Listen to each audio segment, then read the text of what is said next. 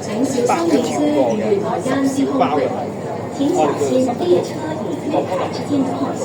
Please mind the gap between the train and the platform。好多時候呢個家人咧就好常見，就買咗包結婚禮物帶入，因為做咗早餐之後就擺低咗。好多時候就咁樣啦，咁佢都冇買咗一袋翻嚟啦，試下呢個難嘅。咁我哋咧又手指嘅咧，一日平時咧你買一樣佢咧就10個小包嘅。咁你呢啲真係食得10個。